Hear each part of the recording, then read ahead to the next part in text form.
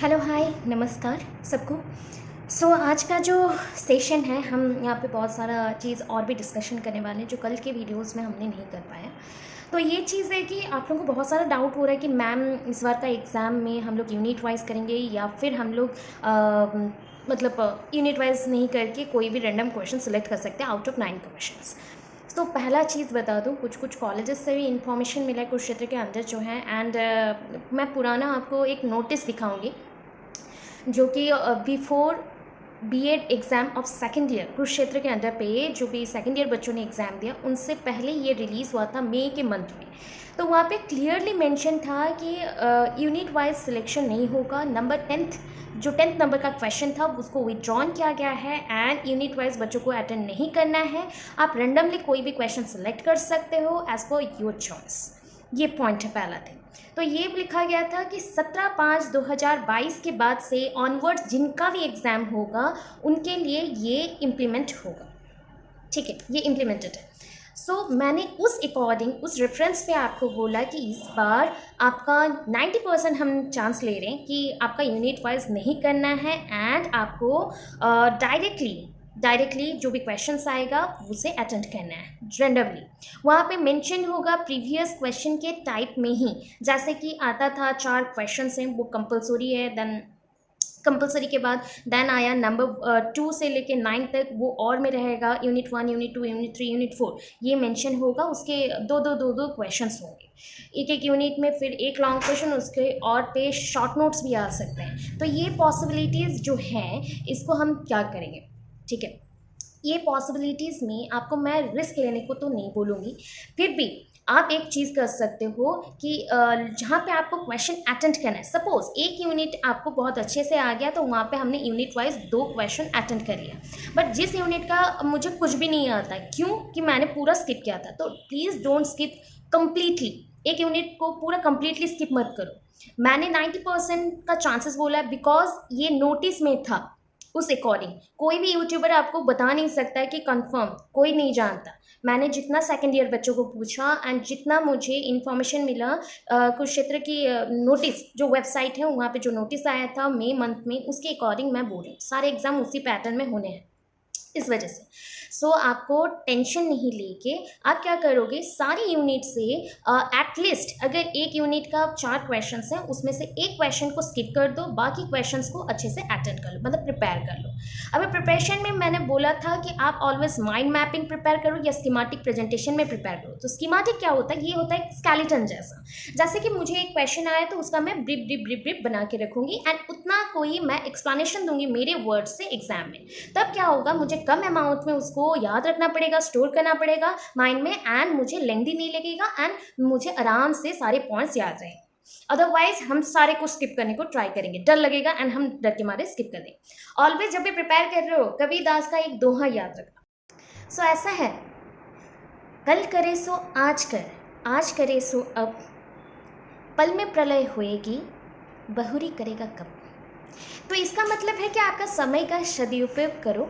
मतलब जब आपके पास टाइम है, आप लोग पढ़ते कैसे, सपोज़ मेरा परसों एग्ज़ाम है एंड मैं आधा अधूरा प्रिपरेशन में आया था बिकॉज मुझे टाइम नहीं हुआ due to job, due to any type of activities या फिर कुछ भी चीज़ रीज़न से मैं पढ़ा नहीं हूँ।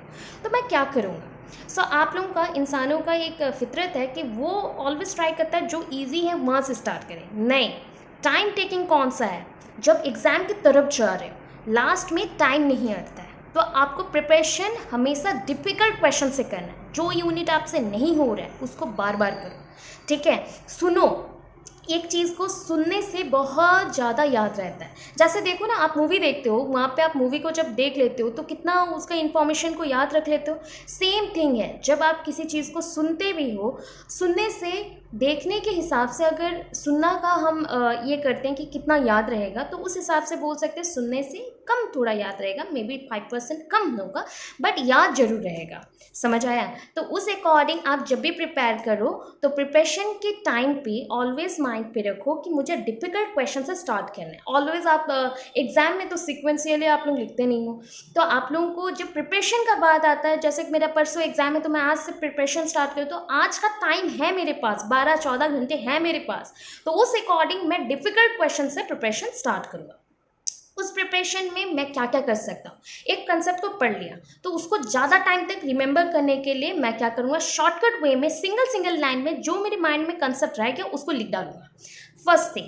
एंड बार बार उसको रिपीट करूंगा, दोहराऊंगा कि मुझे इंट्रोडक्शन में अंडरलाइन करना है, मीनिंग को अंडरलाइन करना है, जो इंपॉर्टेंट हाइलाइट्स हैं हाइलाइट को मैं अंडरलाइन करूंगी ताकि एग्जामिनर जब देखे उसको क्लियर कट एक पॉइंट मिल जाए, इमेज उसका क्रिएट हो जाए कि हाँ ये बच्चा ने सब कुछ अच्छा किया।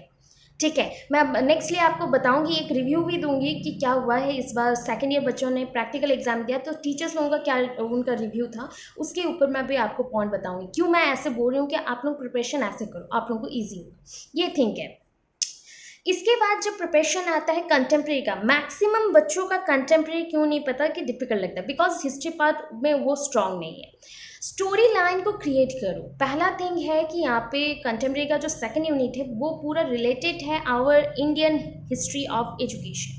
तो हिस्ट्री ऑफ एजुकेशन जब बात आता है तो starting from the Vedic education, gurukul system, then ancient period में दून स्कूल कैसे बने, सेंट जो स्कूल्स बने तो सेंट के थ्रू वो कैसे बने, गवर्नमेंट स्कूल्स कैसे आए, सो ये कैसे कैसे धीरे धीरे चेंजेस आया, चेंजेस के साथ साथ कितने सारे ब्रिटिशर्स आए, ब्रिटिशर्स ने क्या क्या किया, मैकेले ने, एडम्स ने, वुड ने, then different type of UEC, IC, SSC, different type of schemes आ गए एंड पॉलिसीज आ गई। तो ये सारे जो पॉइंट्स हैं उसको आप अच्छे से प्रिपेयर करना सीखो क्योंकि यहाँ पे मल्टीपल क्वेश्चंस आने के चांसेस होते हैं। ठीक, सो और क्या प्रॉब्लम है आज की क्लास में हम मतलब आज का जो भी सेशन अभी स्टार्ट कर रही हूँ मैं, उसमें मैं आपको पहले दिखाती हूँ कि क्या नोटिस है, उसके रिगार्डिंग मैं आपको बताऊँगी कि कैसा पॉइंट्स आपको याद रखना चाहिए, ऑलरेडी बता चुकी हूँ। और है कि आपने बोला था कि ma'am important question, so important question already share की हूँ, फिर से मैं आपको दिखाती हूँ कि क्या इंपॉर्टेंट क्वेश्चन है। प्लीज़ टिक कर लो, मार्क कर लो, एंड इसके अकॉर्डिंग मैं 3 साल से बच्चों को सिलेक्शन देती हूँ एंड लग जाता है। एंड ये इगोइस्टिक वे में मैं आप लोगों को नहीं बता रही हूँ, मैं बता रही हूँ क्या मेरी वे से आप अगर प्रिपेयर करेंगे, वो जो भी पैटर्न में एग्जाम आए, मे बी वो आता है कि यूनिट वाइज नहीं डायरेक्टली हमें अटेंड करना है, हैपोजिटली उसमें भी आपका लग जाएगा, अगर यूनिट वाइज में भी आता है उसमें भी लग जाएगा। ठीक है, सो आप एवरी यूनिट से कुछ ना कुछ क्वेश्चंस को आप करके जाओगे, एटलीस्ट 3 एवरी यूनिट से करके जाओ, तो आपको शॉर्ट क्वेश्चन में भी मिल जाएगा, लॉन्ग में भी मिल जाएगा। बाकी इम्प्लीमेंट होने का है, एक कॉलेज है Surya college under Kurukshetra university, उसने बच्चों को इन्फॉर्म किया है कि आप लोगों को 80 मार्क्स का पेपर देना है, दैट मीन्स मैंने जिसको बोला था 100, क्योंकि इंटरनल को वो स्किप करके बोल रहे हैं 80 मार्क्स का।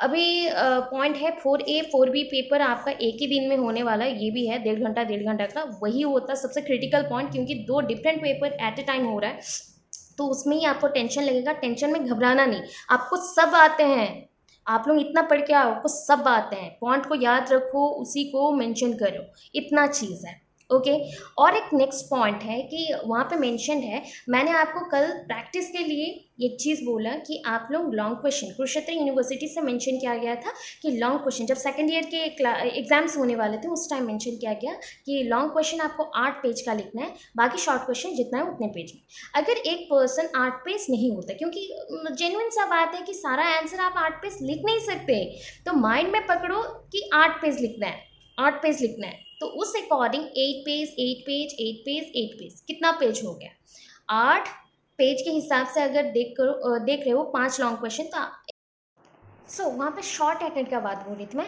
कि शॉर्ट अटेंड करने से क्या होगा। शॉर्ट अटेंड करने से आप लोगों को बोला जाएगा कॉलेज की तरफ से कि 2-2 पेज का लिखो। अभी 2-2 पेज से हम थोड़ा ज़्यादा पकड़े, मैंने तो आपको बोला था मेरे टाइम से मैंने 4-4 पेज लिखा था, क्योंकि हमें यहाँ मेंशन नहीं था कि लॉन्ग क्वेश्चन को 8 पेज लिखते हैं। मगर लोगों का ये है कि या कॉलेज के ने बोल दिया कि लॉन्ग क्वेश्चन को बढ़ा दो, मगर बच्चों को याद ही नहीं रहता है, तब एक काम करते हैं हम लोग, अगर पकड़ते हैं कि 8 पेज के जगह पे 7 पेज करके लिखते हैं, ठीक है, लॉन्ग क्वेश्चन को, तो कितना हो जाएगा, तो 7 4 जा 28 हो गया। अभी 28 के बाद हम अगर शॉर्ट क्वेश्चन को पकड़ते हैं, सपोज शॉर्ट क्वेश्चन को पकड़ते हैं, यूनिट वाइज में जा रहे हैं, शॉर्ट को पकड़ते हैं, सो अगर मैं 2-2 पेज लिखा तो 2 × 2 × 4 दैट इज 8, तो 8 and 8 मतलब इधर हमारा रह गया 28 + 8 कितना हो गया 36, अभी भी 4 पेज बाकी रह गया। माइंड में हम कंप्लीट करने का सोचते हैं पहले, ठीक है, बाद में हमें पता है कि एक क्वेश्चन में भी नेग्लेक्ट हो सकता है, कभी हमारा 5 पेज भी हो सकता है, कोई एक 6 पेज भी हो सकता है, कोई शॉर्ट क्वेश्चन 2 पेज का भी हो सकता है, कोई 1 पेज का हो सकता है। मैंने ये देखा था कि बच्चों ने ऐसा भी लिखा है, ठीक है। तो इस अकॉर्डिंग मैं आपको ऑलवेज बोलती हूँ, मोटिवेट करती हूँ कि प्रैक्टिस के लिए ऑलवेज माइंड पे रखो 3 से ज़्यादा पेज लिखना है शॉर्ट क्वेश्चन का। तो 3 पेज हो गया तो इधर 12 पेज लिख लिए, और इधर लॉन्ग में अटेंड करना है तो लॉन्ग 4 अटेंड कर लिए, तो अगर 7-7 पेज का भी कर लेते हो तो 28, तो हो गया 40, ठीक है। सो आप कॉलेज के हिसाब से मत लिखना, आप थोड़ा ज़्यादा लिखना ट्राई करना, क्योंकि 2-2 पेज लास्ट ऑप्शन है। 2 पेज लिखने से भी बच्चों को मार्क्स नहीं दे रहे, तो 2 से हमें ज़्यादा लिखना है, ठीक है। एंड लॉन्ग क्वेश्चन 8 पेज किसी का नहीं जाएगा, 8 बहुत रेयर जाता है, तो आप पकड़ लो 7, 7.5, 6.5, 7, ऐसे ही चलता है। तो जो क्वेश्चन जैसा होगा, क्योंकि सारे क्वेश्चन तो 8 पेज में ही खत्म होगा ऐसा कोई नहीं है, किसी का कंसेप्ट थोड़ा वास्ट है, किसी का कंसेप्ट छोटा है, तो इस अकॉर्डिंग चलता है। ये हो गया आपको मैनेजमेंट का। इसके बाद टाइम मैनेजमेंट बहुत इंपॉर्टेंट है। एग्जाम हॉल में बैठ के, एग्जाम हॉल में बैठो तो उसके बिफोर माइंड को पूरा रिलैक्स रखो। रिलैक्स के साथ साथ ये थिंक करो कि मुझे क्या क्या करना है, ठीक है। हर एक यूनिट से क्वेश्चन आएगा, तो हर एक यूनिट में कौन सा क्वेश्चन है। सपोज ऐसा सोच लो कि इस यूनिट में ये क्वेश्चन है, दैट इज फर्स्ट यूनिट में चाइल्ड ग्रोथ एंड डेवलपमेंट का ग्रोथ एंड डेवलपमेंट है, फैक्टर्स है, प्रिंसिपल्स है एंड इंडिविजुअल डिफरेंस है। नेक्स्ट यूनिट में थ्योरीज हैं, उसके नेक्स्ट में चाइल्ड रिलेटेड जो सोशलाइजेशन का प्रोसेस है, या फिर इंटेलिजेंस है, क्रिएटिविटी है, ये सारे पॉइंट्स हैं। तो मैंने क्या किया, एक समरी को याद रखा कि हाँ इस यूनिट में ये है, मुझे ऐसे लिखना है, माइंड सेट हो गया। अभी जैसे ही क्वेश्चन आता है तो आपको बिफोर 10 मिनट्स मिल जाएंगे क्वेश्चन, एग्जाम स्टार्ट होने से पहले। तो आप जब लिखना स्टार्ट करते हो तो पहले पेजेस को डिवाइड करना सीख लो। पेजेस को डिवाइड कर दो कि मुझे इस क्वेश्चन को इतना लिखना है, तो मार्क करके लिख दो, पेपर फोल्ड करके रख दो पहले से। तो इससे क्या होगा ना, पेपर में ऑलरेडी नंबर्स हैं, मार्किंग रहेंगे, फोल्ड करके रख दो। फोल्ड करने से हाँ मुझे एक लिमिट पता चला कि कभी भी शॉर्ट क्वेश्चन 3-3.5 थोड़ा सा अगर हो गया एक आध का, तो उससे लेंथी मैं नहीं लिखूंगा, ठीक है। प्रिपरेशन थोड़ा ज़्यादा चाहिए, क्योंकि हॉल में जाके आधा क्वेश्चन कंप्रेस्ड हो जाता है, आंसर उसकी कंप्रेस्ड हो जाता है, इसलिए प्रिपरेशन हमेशा ज़्यादा करके चाहिए। हो गया। अब ये पॉइंट आता है, और एक चीज़ मैंने बोला कि black and blue pen use कर सकते हैं। अभी फोल्ड करके रखने का बोलती, टाइमिंग बोल रही हूँ। आपके पास टोटल टाइमिंग कितना है, आप जानते हो 3 घंटे का समय होता है, तो 2 से 5 का भी एग्जाम हो सकता है, 9:30 से 12:30 ऐसा भी एग्जाम हो सकता है, उसकी टाइमिंग जैसे भी सीटिंग है उसके अकॉर्डिंग देखो। अभी टाइमिंग में हमें याद ये रखना है, आप लोग सोचोगे मैं फर्स्ट मतलब पहला घंटे पे ये लिख रही हूँ, 2 क्वेश्चन लिख ली, और ये मेरा स्पीड बहुत ज़्यादा अच्छा है कि मैं दो क्वेश्चंस लिख चुकी हूँ, 2 लॉन्ग क्वेश्चंस लिख चुकी हूँ। बट ये पॉसिबिलिटीज़ 4-5 क्वेश्चंस के लिए सेम रहेगा क्या? नहीं, आपका स्पीड धीरे धीरे कमता है, बिकॉज आपके हैंड पेन होना स्टार्ट कर देंगे। तो आप ऑलवेज क्या करोगे, चीज़ों को इसलिए बोला गया कि डायग्रामेटिक इंट्रोडक्शन, मीनिंग, डेफिनेशन दे दो। अगर सपोज कोई मीनिंग आपको याद नहीं रहा, दैट इज मीनिंग तो याद रहेगा बट डेफिनेशन याद नहीं रहा, जैसे कि मीनिंग में हम कहाँ से डिराइव हुआ है, has been derive from the French, Greek, Latin, वो थोड़ा याद करके रखो। एंड इंट्रोडक्शन तो आप जानते हो कोई भी चीज़ का इंट्रोडक्शन रहता है, जैसे चाइल्डहुड एंड ग्रोइंग अप में आपको सबसे इंपॉर्टेंट इंट्रोडक्शन होता है, चाइल्डहुड क्या है, एडोलेसेंस क्या है, ग्रोथ क्या है, डेवलपमेंट क्या है, इतना याद रखना है। उसके बाद जब एस्पेक्ट्स का पॉइंट आता है तो स्टेजेस के बारे में याद रखना है, cognitive development, social development, emotional, language and physical development, इतना करना है। इतने का इंट्रोडक्शन याद रख लो। एंड बेसिकली जब डेफिनेशन याद रख रहे हो तो याद रखना लॉन्ग क्वेश्चन में 2-2 डेफिनेशन डालना है, शॉर्ट में 1-1 डेफिनेशन डालना है। ओके, अभी डेफिनेशन में कोई रिसर्चर का नाम आ सकता है, एजुकेशनिस्ट का नाम आ सकता है, या फिर साइकोलॉजिस्ट का नाम आ सकता है। अभी नाम याद नहीं है तो क्या करेंगे, एक ट्रिक देती हूँ, मैंने भी अप्लाई किया था। ऐसा नहीं है जो ये फॉल्स चल रहा है, कभी कभार बाई चांस का बात है, 0.1% के लिए मैं बात कर रही हूँ, कि आपको अगर डेफिनेशन याद नहीं आ रहा है तो डेफिनेशन इंट्रो से तो कुछ कुछ समझे हो कि ग्रोथ क्या है, सो ये क्वालिटेटिव डेवलपमेंट है या क्वांटिटेटिव डेवलपमेंट है, सेट ऑफ इंफॉर्मेशन है या सेट ऑफ डेवलपमेंट का प्रोसेस है, कुछ भी एक है। तो किसने लिखा, तो अकॉर्डिंग टू जो नाम आपने कभी नहीं सुना है वैसा नाम डालो, तो वहाँ पे आप क्या हो जाएगा, आपको मार्क्स मिल जाएंगे। मीनिंग में 2 मीनिंग एंड 2 डेफिनेशन को आप अगर कर लेते हो तो 1 मार्क मिल जाता है, ये कन्फर्म रहा। ठीक है। अभी लॉन्ग क्वेश्चंस में याद रखना 2 से 4 लाइन अपना कंक्लूजन डालना है, because you are a teacher और you are going to be a teacher, तो आप टीचर बनने वाले हैं तो अपना पॉइंट ऑफ व्यू जरूर लिखें, बट कंटेम्प्रेरी में अपना पॉइंट ऑफ व्यू नहीं देना है, because contemporary is a history part, ये हिस्ट्री जैसा है, ये हमारे हिस्ट्री के बारे में बता रहा है, एजुकेशन सिस्टम हिस्ट्री बता रहा है, तो इसमें हमें कंक्लूजन्स नहीं डालना है। कंक्लूजन्स अगर डाल रहे हो तो that is in modernization process, या फिर हम बोल सकते हैं यूनिवर्सलाइजेशन प्रोसेस और नेशनल इंटीग्रेशन, ऐसे क्वेश्चंस में डाल सकते, बाकी में नहीं डालना है।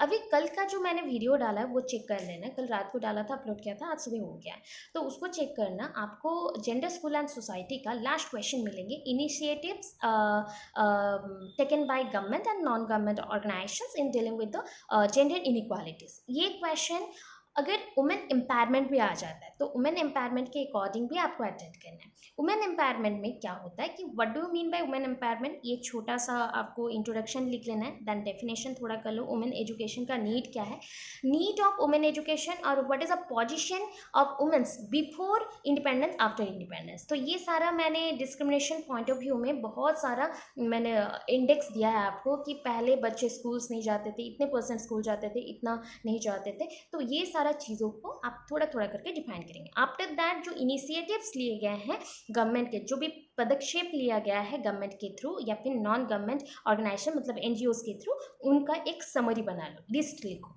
यहाँ पे चीज़ों को पैराग्राफ मत लिखो, पैराग्राफ होने से क्या होता है ना, आप कन्फाइंड हो जाते हो एंड बोरिंग टाइप आंसर दिखता है। आप कहाँ से इंटरेस्टिंग होते हो, जहाँ पे पॉइंट्स थोड़ा डिफाइंड होता है, तो आप भी पॉइंट्स को एरो मार्क दे के या फिर सर्कल के अंदर या पॉइंट वाइज मैनर पे ऐसे करके प्रेजेंट करो, या फिर चार्ट जैसा बना के दो, वहाँ पे आपको अच्छे मार्क्स। मेरे टाइम पे मैंने सारे क्वेश्चन में ऐसे किए थे, इसलिए मार्क्स भी अच्छे मिले थे। ठीक है, जितना लिटरेचर के अकॉर्डिंग मिलना चाहिए उतना मिला था। ठीक है, वैसे ट्राई करना। अभी नेक्स्ट बात करते हैं हम जो आपके इम्पॉर्टेंट क्वेश्चंस हैं सिलेबस के अकॉर्डिंग, उसमें चलो। सो ये आपके सिलेबस हैं, ठीक है। 2021 यही मॉडिफाइड है एंड 2021 से जो चला आ रहा है वो आपके लिए भी है, सेम है। ठीक है, अभी चलते हैं हम लोग फर्स्ट। मैं आज ट्राई कर रही हूँ कि 2-3 पेपर का आपको बता दूँ इंपॉर्टेंट क्वेश्चंस, जिसको आप करोगे तो मार्क फेचिंग भी होगा एंड आपको फुल मार्क्स मिलने के चांसेस हो। तो फर्स्ट आ जाते हैं पेपर 1 में, that is the course 1। Always याद रखो उसका कोड क्या है, कोर्स कोड 801। मैक्सिमम मार्क है 100, 80 आपको अटेंड करना है, 20 इंटरनल है, टाइम है 3 आवर्स का। यहाँ पे आ जाते हैं, ये है सिलेबस, कोर्स कंटेंट स्टार्ट हो गया। कोर्स कंटेंट में देखो यहाँ पे फर्स्ट यूनिट में मेंशन है डायमेंशंस ऑफ डेवलपमेंट और growth and development, characteristics of stages of development with the special reference to childhood and adolescent then parenting style, personality. अभी अगर क्वेश्चन इंपॉर्टेंट देखते हैं तो यहाँ पे आपको करना चाहिए first question, that is a growth and development का क्वेश्चन कर लो पहला, सबसे इंपॉर्टेंट है। उसके स्टेजेस, प्रिंसिपल, फैक्टर्स, कंसेप्ट, ये 2 लॉन्ग क्वेश्चन इसमें हैं, तो दोनों लॉन्ग क्वेश्चन को अच्छे से प्रिपेयर कर दो। ये दोनों एक आइदर शॉर्ट में भी आएगा, एक लॉन्ग में भी आएगा, तो आपको यहाँ ही मिल जाएगा 20 मार्क्स का। Then characteristics of stages development with reference to childhood and adolescence, childhood and adolescence के बारे में लिखना है। तो आपको जान लेना है कि चाइल्डहुड पीरियड और बाल्यावस्था हम किसे बोलते हैं, एडोलेसेंस हमें किशोरावस्था किसे बोलते हैं। तो उसके अकॉर्डिंग स्टेजेस का जो डेवलपमेंट है, जैसे कि फिजिकल ग्रोथ कैसा होता है, मेंटल ग्रोथ कैसा होता है, तो उसको ना आप सेपरेट लॉन्ग क्वेश्चन के अकॉर्डिंग मत देखो, एट ए टाइम एक लॉन्ग क्वेश्चन के अकॉर्डिंग देखो, एंड जो आपने ग्रोथ एंड डेवलपमेंट में पढ़ा है उसके प्रिंसिपल्स को याद रखिए, उसी को आप लिखो, तब आपको कम लगेगा। तो फर्स्ट क्वेश्चन प्रिपेयर करो, सेकेंड क्वेश्चन प्रिपेयर करिए, चलेगा। स्पेशली एडोलेसेंस को प्रिपेयर करिए। Adolescence understanding their needs and problem in the Indian context, तो इंडियन कॉन्टेक्स्ट में एडोलेसेंस जो है इनको क्या इश्यूज होते हैं, क्या प्रॉब्लम होते हैं, तो ये चीज़ ना जेंडर में भी आप पढ़े हो तो उसको आप लिख दोगे तो चलेगा। या फिर एडोलेसेंस के लिए फिजिकल डेवलपमेंट होने से उनको क्या इशू आता है, मेंटल डेवलपमेंट होने से क्या इशू आता है, उसी को लिख दो और एक्स्ट्रा नहीं पढ़ना है। तो ये क्वेश्चन प्रिपेयर नहीं करने से भी चलेगा, आप लिख सकते हो। फिर आया पेरेंटिंग स्टाइल। पेरेंटिंग स्टाइल पहले प्रीवियस ईयर आ चुका है, तो आप यहाँ पे इसको शॉर्ट के जैसे प्रिपेयर कर सकते हैं, लॉन्ग आपको प्रिपेयर करने का कोई ज़रूरत नहीं है। ठीक है, शॉर्ट क्वेश्चन के अकॉर्डिंग प्रिपेयर कर लो, चलेगा। पर्सनालिटी एक लॉन्ग क्वेश्चन है, यहाँ पे 2 पॉइंट्स हैं, 2 लॉन्ग क्वेश्चन है। एक है पर्सनालिटी का आप meaning and nature and assessment, तो मीनिंग, नेचर एंड कंसेप्ट को लेके एक क्वेश्चन है, असेसमेंट एक क्वेश्चन है, बट हम एट ए टाइम करेंगे तो इसको प्रिपेयर करेंगे। तो इस यूनिट से आप 3 लॉन्ग क्वेश्चन को अच्छे से प्रिपेयर करो, पेरेंटिंग स्टाइल को एज ए शॉर्ट प्रिपेयर करो, चल जाएगा। थ्योरीज देखो, थ्योरीज आपके पास है टोटल 3 है, तो मेरे अकॉर्डिंग पियाजे एंड कोलबर्ट प्रिपेयर कर लीजिए एंड एरिक्सन का स्टेजेस को याद रख लो फॉर शॉर्ट क्वेश्चन। ठीक है, पियाजे एंड कोलबर्ट ये देखना और में आ जाएगा, दोनों को अच्छे से प्रिपेयर कर लो। ठीक है, यूनिट 3 में चलते हैं, दैट इज इंटेलिजेंस एंड यहाँ पे मेंशन है इंटेलिजेंस का 2 factor theory, Thurston theory, intelligence का एप्लीकेशन, टेस्ट, ये एक्सेट्रा। तो यहाँ पे ना ओनली 2 थ्योरीज नहीं है, बहुत सारी थ्योरीज होते हैं। तो आप अगर दूसरों से अलग होना चाहते हो तो पहले कौन से थ्योरीज इसके अंडर पे उसको हाईलाइट कर देना। उसके बाद जो थ्योरी आस्क किया हो या फिर अगर अपने चॉइस से लिखने बोला गया हो तो 2 से 3 थ्योरी, यूनिट फैक्टर थ्योरी आप लिख लो, 2 factor theory, multiple intelligence theory, Gardner theory जो है मल्टीपल इंटेलिजेंस थ्योरी, उसको लिख देना। यहाँ पे इंटेलिजेंस जो टेस्ट होता है वो आपके आईक्यू टेस्ट के लिए होता है, तो आईक्यू टेबल जरूर मेंशन करें, देन टेस्ट लिखें। तो ये एक इंपॉर्टेंट लॉन्ग क्वेश्चन है, क्योंकि ये इसी साल मैंने बोला कि ये यूनिट 3 आपका सिलेबस चेंज हुआ है, तो उसके अकॉर्डिंग माइंड पे रखते हुए चलो कि सिलेबस चेंज हो गया है, मतलब हमें पॉइंट को बहुत अच्छे से जान के रखना, हमारे से ही चेंजेस आएंगे, हमें ही लिखना है। तो इंटेलिजेंस आप लोग करोगे, उसके साथ आपका जो थिंकिंग है, थिंकिंग करो, क्रिएटिविटी करो। मेमोरी फॉरगेटिंग में कोई एक कर सकते हो, एक को स्किप कर सकते हो, ज़्यादा नहीं। मेंटल प्रोसेस और थिंकिंग में जो करो ना, divergent, convergent, critical, reflective, lateral, इसको शॉर्ट क्वेश्चन के लिए ज़्यादा प्रेफरेबल होगा, उसको प्रिपेयर करें। क्रिएटिविटी लॉन्ग के अकॉर्डिंग कर सकते हैं, फॉरगेटिंग को आप स्किप कर सकते हो या फिर मेमोरी को स्किप कर सकते हो, कोई एक क्वेश्चन को आप स्किप कर सकते हो इसमें। ठीक है, अभी देखो लर्निंग इन सोशियो कल्चरल पर्सपेक्टिव, तो यहाँ पे आपको पहला क्वेश्चन बहुत अच्छे से करना है जो कि सोशलाइजेशन, ये सबसे इंपॉर्टेंट है।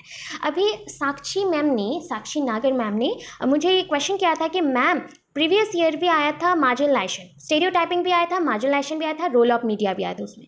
तो आपको मैं बता दूं, ये जो एजेंसीज जैसे होते हैं ना, जैसे कि एजेंसीज मेंशन होते हैं कि school is the secondary agency and family is the primary agency, तो स्कूल के साथ साथ मीडिया हो गया, कम्युनिटी हो गया, या मीडिया में जितने भी इंस्टीट्यूशंस हैं, टेम्पल्स हैं, सब कुछ सेकेंडरी में आ जाता है।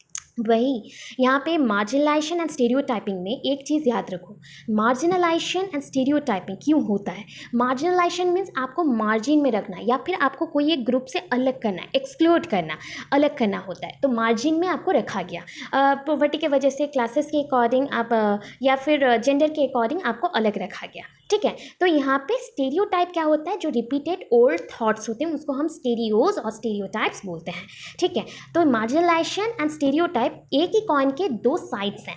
ठीक है, तो जो पर्सन मार्जिनलाइजेशन पूरा कर लेगा ना, तो वो स्टेरियोटाइप भी लिख देगा। स्टेरियोटाइप है कुप्रथाएं और सुपरस्टिशियस बिलीफ, सुपरस्टिशियस थॉट्स, ये सारे उसको डिपेंड करके बहुत लोगों को हम निगलेक्ट करते हैं या फिर निकाल देते हैं। एंड इसको प्रोत्साहन कौन देता है, कौन सपोर्ट करके प्रमोट करता है, वो है मीडिया एंड न्यूज़पेपर, और even if the YouTube etcetera, जो भी आप ऐप्स यूज़ कर रहे हो उसमें भी यही सब होता है। तो आप एक काम करोगे, मार्जिनलाइजेशन को पूरा कर लो। ठीक है, पूरा कर लो। अभी क्या होगा, स्टेरियोटाइप बाई चांस आ गया, ठीक है, तो वहाँ पे क्या करोगे, मार्जिनलाइजेशन के वर्ड को आप इंस्टेट करके, मतलब उसको हटा दोगे, वहाँ पे स्टेरियोटाइप लिख दोगे, आपको फुल मार्क्स मिलेगा गारंटेड। ठीक है, क्योंकि हमें पॉइंट को हाईलाइट करना है पॉवर्टी के अकॉर्डिंग, तो पॉवर्टी में कौन सा स्टेरियोटाइप है उसके वजह से मार्जिनेशन हुआ, कुप्रथाएं हैं उसके वजह से, जेंडर के हिसाब से हमने इतना सारा पॉइंट देखा, जेंडर आइडेंटिटी को कौन बनाता है, कि सोसाइटी बनाता है, तो सोसाइटी के हिसाब से हम अलग हो गए, सो दैट रिस्पॉन्सिबिलिटी अलग हो गया, डिस्क्रिमिनेट किया गया। पॉवर्टी के वजह से क्लासेस वाइज हमें, अगर मिडिल क्लास है तो we are working class, and ST SC सारे नौकर चाकर ऐसे काम कर सकते हैं, तो ये पहले का थॉट है, उसके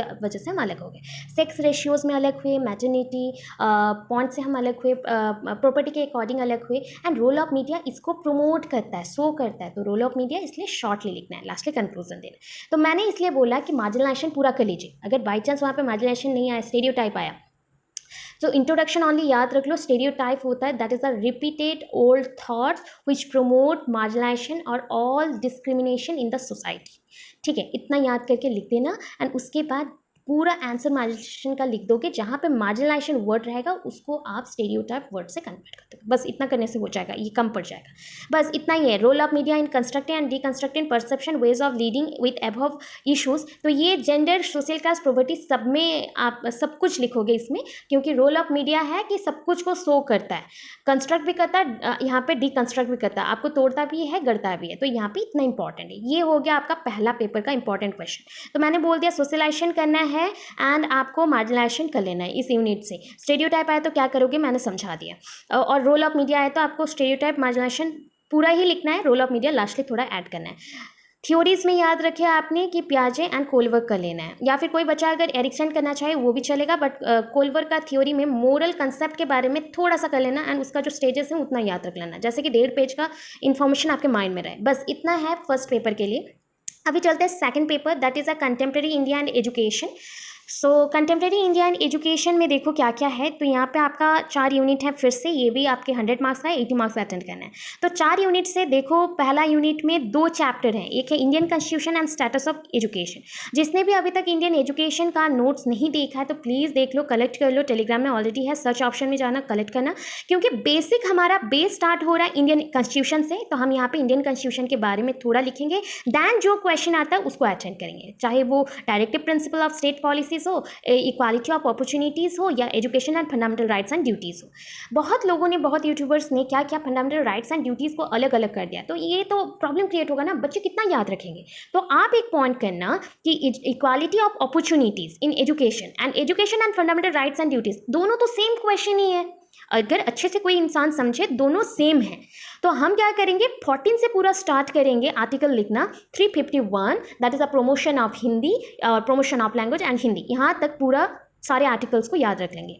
ये भी नोट्स अवेलेबल होगा, पूरा चेक कर लो, वीडियो भी होगा, पूरा पढ़ लो, याद रखो। एक क्वेश्चन बनाई हूँ मैं, पूरा क्वेश्चन जो भी आए आंख बंद करो, इंडियन कॉन्स्टिट्यूशन के बारे में थोड़ा लिखो, पूरा अपॉर्चुनिटीज़ फंडामेंटल राइट्स ड्यूटीज़ एक साथ है, वहाँ पे पूरा मेंशन कर दो, खत्म, पूरा फुल मार्क, कोई नहीं काटेगा मार्क्स को। एंड डायरेक्टिव प्रिंसिपल, अगर आप यूनिट 1 का 2 चैप्टर में कंफ्यूज हो रहे हो तो आप फर्स्ट यूनिट को पूरा अच्छे से करो। सेकेंड यूनिट में देखो, सेकेंड यूनिट में क्या करना है, वुमेन एजुकेशन कर लो, बेटर रहेगा। एंड सोशल डाइवर्सिटीज़ कर सकते हो, otherwise right to education act कर लो, राइट टू एजुकेशन एक्ट कर लो, इतना करने से हो जाएगा, पूरा नहीं करना है आपको, इतना करने से हो जाएगा। मेरे टाइम पे मैंने क्या किया, ओनली एक यूनिट 1 से ऐसे ही किया था, 4 लॉन्ग क्वेश्चन क्या था, equality of opportunities in education का कर लिया, फंडामेंटल राइट्स का लिया, एक ही बना के दोनों को एक ही आंसर बनाया, डायरेक्टिव प्रिंसिपल किया, और वुमेन एजुकेशन किया, राइट टू एजुकेशन एक्ट किया 2009, ये करने से हो जाएगा, because right to education act ना बहुत छोटा है, मैंने जो आंसर दिया उतना लिखो, हो जाएगा काम। ओके तो इसके बाद आते हैं हम यूनिट 2 में। तो यूनिट 2 में मैंने कल भी बोल दिया था, आपके पास यहाँ पे कितने क्वेश्चन हैं, यहाँ पे टोटल आपके पास क्वेश्चंस हैं 5, मैकेले मिनट्स हैं, एडम्स रिपोर्ट है, वुड डिस्पैच है, basic scheme of education and नाई तालीम का कंसेप्ट है। तो नाई तालीम बहुत न्यूएस्ट कंसेप्ट है, तो इसको मस्ट प्रिपेयर करो, बिकॉज बेसिक एजुकेशन एंड नाई तालीम के कंसेप्ट के अंदर कोई ज़्यादा डिफरेंस नहीं है, ये 1932 के बाद आया था, 1937 में इन्वेंटेड हुआ था। सो महात्मा गांधी जी का कंसेप्ट को लेके है, एंड ये रूरल डेवलपमेंट करने के लिए चाहते थे, एंड वोकेशनल एजुकेशन को इम्प्लीमेंट किया था, एंड इसी को बोला गया एक्सपीरियंशियल लर्निंग, बच्चों को एक्सपीरियंस देना है अर्निंग के लिए, वोकेशनल बनाना है फ्यूचर अर्निंग के लिए, स्किल सिखाना है। तो ये क्वेश्चन मस्ट करो, नाई तालीम का कंसेप्ट करोगे, बेसिक स्कीम ऑफ एजुकेशन का कंसेप्ट करोगे, दोनों को कंपैरिजन करके पढ़ोगे, क्विकली आपका 1 आवर के अंदर प्रिपरेशन हो जाएगा इसका। एंड वुड डिस्पैच कर लो, मैकेले मिनट्स कर लो, इतना करने से हो जाएगा। देन आया आपका यूनिट 3। तो यूनिट 3 में आपका है जितने भी कमिटीज़ आ गए, तो secondary education commission that is SEC आया, IEC इंडियन एजुकेशन कमीशन और कोठारी कमीशन, मुदालियर गया इंडियन एजुकेशन कमीशन और कोठारी गया, नेशनल पॉलिसी ऑन एजुकेशन देखो 1986, 1968 हट गया है तो आपको नहीं करना है, रिवाइज नेशनल पॉलिसी 1992 और POA एक ही है, दोनों सेम ही है तो दोनों को अलग करके मत देखो। एंड नेशनल एजुकेशन पॉलिसी और new education policy 2020, new education policy 2020 करना बहुत अच्छे से, 1986 कर लो national policy on education. And secondary and Indian education commission के अंदर मेरे अकॉर्डिंग आपको ईजी होगा कोठारी कमीशन करने से, बट सेकेंडरी एजुकेशन किसने किया एंड उसके कुछ रिकमेंडेशन याद रख लेना, शॉर्ट के लिए, लॉन्ग के लिए नहीं, ठीक है, इतना करने से हो जाएगा। 1992 का जो कंसेप्ट है, कोई पर्सन अगर 1986 पूरा पढ़ा है, ठीक है, तो पूरा कंसेप्ट 1992 में ना सेम था, बट ऑपरेशन ब्लैक बोर्ड नहीं था, ऑपरेशन ब्लैक बोर्ड 1986 का कंसेप्ट में है, नेशनल पॉलिसी ऑफ एजुकेशन में, इतना करो। Contemporary issues in Indian education, ये यूनिट 5 का है, अभी आ गया आपके जितने भी स्कीम्स हैं, universalization of the school education and DPEP MDM SSA RMSA IEDSS, सो आप कर लो DPEP MDM SSA RMSA IEDSS नहीं करोगे तो भी चलेगा। एंड वोकेशनल एजुकेशन, आपको मैंने एक पॉइंट बताया था, universal education, vocational education and modernization और इमोशनल इंटीग्रेशन और international integration, that is the globalization point को लेके। तो ये जो पॉइंट्स हैं ना, आपको universalization, vocational vocationalization and national integration और इंटरनेशनल इंटीग्रेशन मॉडर्नाइजेशन एक साथ आप एट ए टाइम प्रिपेयर कर सकते हो। नोट्स देखो अच्छे से, एक साथ प्रिपेयर कर सकते हैं। किसी पर्सन को अगर यूनिवर्सलाइजेशन पता है तो वो नेशनल इंटीग्रेशन लिख देगा और इंटरनेशनल अंडरस्टैंडिंग लिख देगा। अगर किसी पर्सन को वोकेशनलाइजेशन का पता है तो वो वोकेशनल एजुकेशन एंड ग्लोबलाइजेशन को मिक्स करके मॉडर्नाइजेशन लिख देगा। तो यहाँ पे आप एक बेसिक बना लो पूरा कंसेप्ट का, ये चार universalization, vocationalization and national integration modernization, इसका एक पूरा टोटल मिला के एक कंसेप्ट बना लो, नोट्स देख लो एंड एट ए टाइम एक या दो आंसर में इसको डिवाइड कर लो एंड उसको पढ़ो। सस्टेनेबल डेवलपमेंट शॉर्ट क्वेश्चन है तो उसको आप सस्टेनेबल डेवलपमेंट का जो 17 पॉइंट्स है उसको याद रखना है, ठीक है, उसको याद रखना है। बच्चों को मैं याद भी दिलवाई थी तो उसको याद रखना है बस।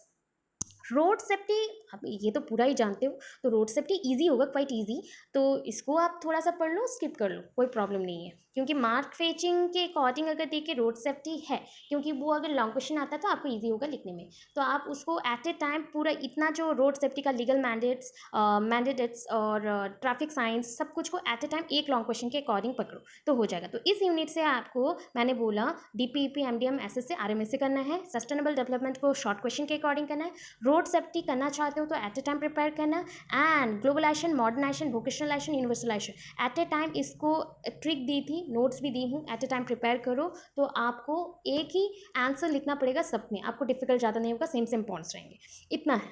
अभी चलते हैं और एक पेपर में, आज 3 पेपर का बता देती हूँ, कल अगेन और 3 पेपर का बता दूंगी। तो ये आ गया लर्निंग टीचिंग में, तो लर्निंग टीचिंग में भी 4 यूनिट्स हैं। तो फर्स्ट है यूनिट 1, तो ये लर्निंग का ही कंसेप्ट रहेगा। यहाँ पे 2 यूनिट लर्निंग के रिलेटेड है, 2 यूनिट टीचिंग के रिलेटेड। तो फर्स्ट आपको इंट्रोडक्शन याद रखना है लर्निंग के लिए, लर्निंग का introduction, definition, meaning, and teaching का भी इंट्रोडक्शन, डेफिनेशन, मीनिंग। तो ये चीज़ है शॉर्ट क्वेश्चन के लिए, 2 शॉर्ट क्वेश्चन कन्फर्म रहेगा। तो अभी क्या करना है, learning concept, nature, types of learning and factor influencing learning, ये एक लॉन्ग क्वेश्चन है, इसको पूरा प्रिपेयर कर लो अच्छे से। अभी role of teacher and school in relation to learning strategies, ये आपका मतलब आपको ऐड कर लेना है लर्निंग स्ट्रैटेजीज, जो cooperative learning, collaborative learning, peer tutoring, group learning के साथ। अभी cooperative, collaborative, peer tutoring, group learning, इसको सारे क्वेश्चन को, आंसर को 2-2 पेज में करो, 2 या 2.5 पेज करके बनाओ, cooperative, collaborative, peer, group learning. तो इसको बनाओगे ना, उसमें role of teacher already mention है, अगर नोट्स नहीं देखे हो तो नोट्स देख लेना, टेलीग्राम में मिल जाएंगे। तो अदरवाइज नहीं हुआ तो बोलना, मैं नेक्स्ट क्लास में इसको प्रिपेयर करवा दूंगी आपको, ठीक है। सो ये दोनों करना है, बिकॉज दोनों आने के चांसेस है, दोनों ही आ सकते हैं। देन इंडिविजुअल डिफरेंस, अगर कोई person cooperative learning, collaborative learning, peer tutoring, group learning को शॉर्ट के लिए प्रिपेयर कर रहा है तो आप लॉन्ग के लिए इंडिविजुअल डिफरेंसेस को प्रिपेयर करो, बहुत मार्क फेचिंग है, एंड लर्निंग कंसेप्ट को कर लो, बेटर रहेगा। लर्निंग पैराडिज्म में थ्योरीज आ गए, तो आपको पहले ही बोल दूँ, थॉर्नडाइक का थ्योरी पूरा याद रखना है, एंड पैवलोव का कर लो, ऑपरेंट कंडीशनिंग का शॉर्टली प्रिपेयर कर लो, एंड वाइगोट्स्की कर लो, एंड वाइगोट्स्की का आंसर देखना एंड वीडियो भी देख लो, क्योंकि वाइगोट्स्की ओनली मैंने ऐसा आंसर दिया है जो यूनिट 2 में भी आप लगा सकते हो, यूज़ कर सकते हो, एंड यूनिट 3 में भी, तो एट ए टाइम दोनों हो जाएगा। जो भी आप स्किप कर रहे हो ना, उसको आप शॉर्टली 1 टाइम के लिए भी पढ़ के जाना, बाई चांस का बात बोल रही हूँ, बाई चांस, क्योंकि हम तो भगवान नहीं है, फिर मैं सिलेक्शन दे रही हूँ कि प्रीवियस नॉलेज के अकॉर्डिंग, एक्सपीरियंस के अकॉर्डिंग, फिर भी अगर बाई चांस नहीं हुआ तब आप अटेंड कर सको, थोड़ा बहुत तो लिख सको। अभी देखो understanding teaching, that means unit 3 में आ गए, तो टीचिंग का पूरा ही करना है, concept, characteristic, features, levels of teaching. ये लेवल्स ऑफ टीचिंग जो है ये एक लॉन्ग क्वेश्चन आता नहीं है कभी भी, तो एट अ टाइम एक ही लॉन्ग क्वेश्चन के अकॉर्डिंग प्रिपेयर करो। अभी रिलेटेड कंसेप्ट ऑफ टीचिंग जो सेकंड पॉइंट में है 3.2, वो सारे शॉर्ट हैं, तो शॉर्टली प्रिपेयर करना, specially instruction, conditioning and training, indoctrination छोड़ सकते हो। वेरिएबल्स लॉन्ग क्वेश्चन है, तो वेरिएबल्स को याद रखना लॉन्ग के अकॉर्डिंग। एंड फिर से आए हम वाइगोट्स्की, ऑसुबल, ब्रूनर के अंदर, कंफ्यूज हो रहे हैं तो ब्रूनर, वाइगोट्स्की कर दो, ऑसुबल को आप स्किप कर सकते हो। Phases and models of teaching में फेजेस ऑफ टीचिंग पूरा कर लो, बिकॉज ये इजी होगा, ये आपको लेवल्स ऑफ टीचिंग में भी हेल्प करेगा। एंड जो मॉडल्स हैं, मॉडल्स में 2 हैं, ब्रूनर है एंड ग्लासर है, तो आप इसके अंदर ब्रूनर का भी कर सकते हो, ग्लासर जो आपको इजी लगे वो करना। ब्रूनर का अगर छोड़ते हो तो उसका बेसिक कंसेप्ट, मतलब जो स्टेजेस हैं वो याद रख लो। अभी आया टीचिंग स्ट्रैटेजीज, जो brainstorming, role playing, gaming, remedial teaching, enrichment program. अभी देखो brainstorming, role playing and remedial teaching थोड़ा ज़्यादा इंपॉर्टेंट है, वो तीनों को करके जाओ। Simulation, gaming and enrichment program को आप स्किप कर सकते हो। तो इतना आज के लिए है, अगेन मैं इंपॉर्टेंट क्वेश्चन कल के वीडियो में डालूंगी, ठीक है, और इम्पॉर्टेंट जो स्किप कर सकते हो उसके बेसिस पे। तो ये सब आई होप आपको समझ आया होगा कि कौन से स्ट्रैटेजी पे हम लोग चल रहे हैं। उसी को फॉलो करने से मुझे जितना लगता है 90-95% आप लोग पूरा अटेंड कर लोगे एंड कोई मिस्टेक नहीं रहेगा। आपको क्लैरिफिकेशन भी मिल गया होगा एंड जो भी चेक करेंगे कॉपीज़ बहुत अट्रैक्टिव उनको भी लगेगा एंड मार्क्स भी देंगे। Thank you so much. आज के लिए इतना ही। अगेन कल मिलते हैं।